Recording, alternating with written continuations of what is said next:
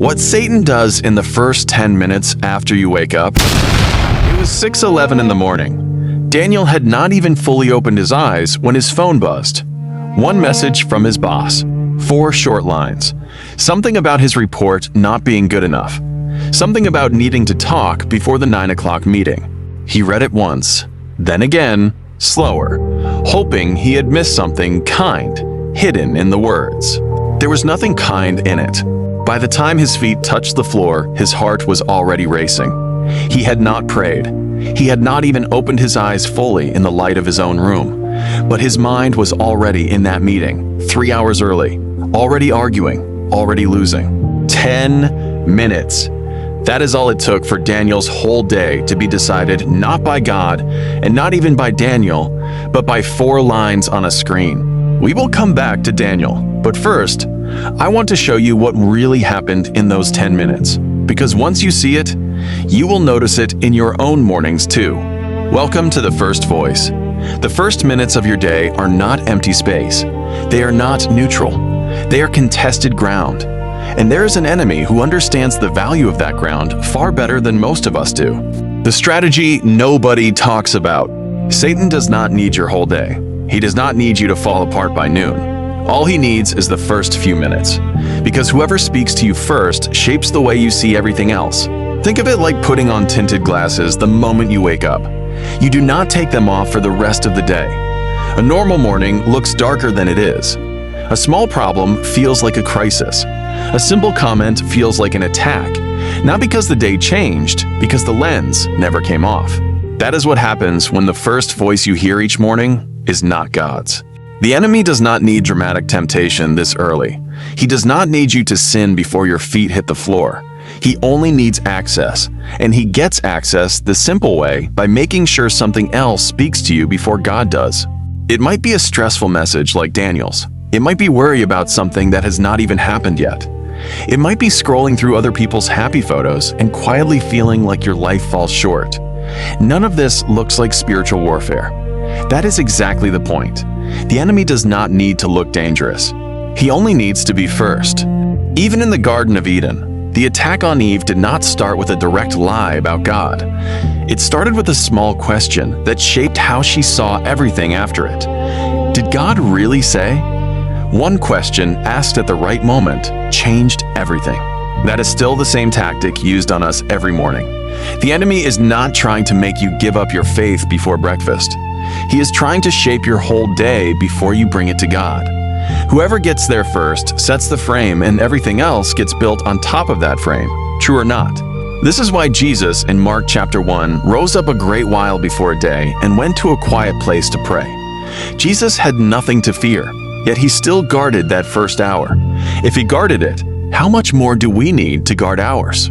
Here is the hard truth. Most of us lose this fight before we even know a fight is happening. We wake up and our phone is in our hand within seconds.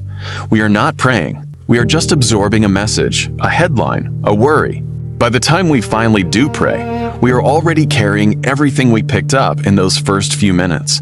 We bring a full, noisy mind to a quiet God and wonder why we cannot hear him. Proverbs chapter 4, verse 23 tells us to guard our hearts because life flows from them.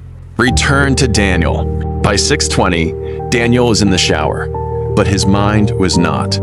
He was already sitting across from his boss, defending work he had spent 3 days on, arguing with someone who was not even in the room yet. He drove to work anxious.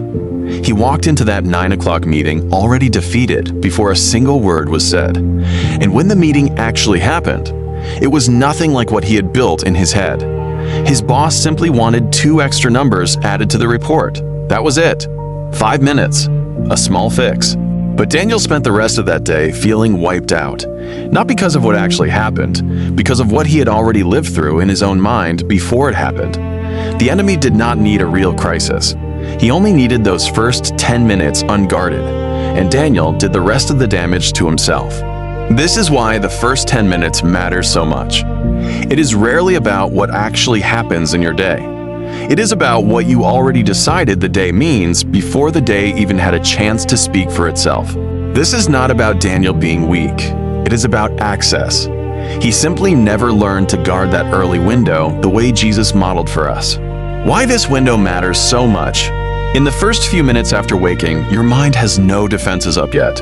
Whatever enters that window gets absorbed more deeply than anything that comes later, once your mind is fully alert. 1 Peter chapter 5 verse 8 tells us to be alert, because our enemy prowls like a hungry lion, looking for someone to attack. A hungry lion does not go after a group that is alert and watching. It waits for the moment someone is tired and unprepared. There is no moment in your day when you are more unprepared than the first few minutes after waking. This is also why the manna in Exodus chapter 16 had to be gathered early before the sun rose and it melted away. Some blessings work the same way today. There is a window each morning when peace and direction from God are easier to receive. Miss that window and it becomes much harder to find that same peace once the noise of the day has already taken over. David wrote in Psalm chapter 5 verse 3 that his voice would be heard by God in the morning. David was a king with armies and a whole nation depending on him, and he still gave his first voice of the day to God, knowing this is not the same as living it. So here is something practical you can start tomorrow. First, do not let your hand reach for your phone before your heart reaches for God. Leave your phone in another room overnight if you have to. Let your first few minutes belong to Him, not to notifications. Second, pray before you plan. Instead of asking, "What do I need to do today?" ask God first, "What do you want to do in me today?"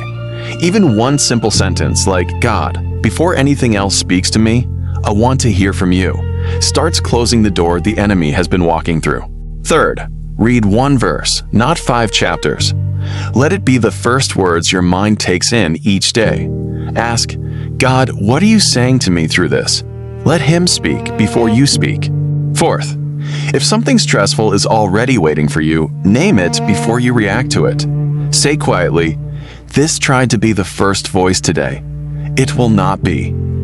Naming it breaks its automatic power over your morning. None of these steps take long. Most take less than 10 minutes, the exact window we have been talking about. But doing this again and again, day after day, slowly shifts your whole life from reactive to anchored. What changed for Daniel?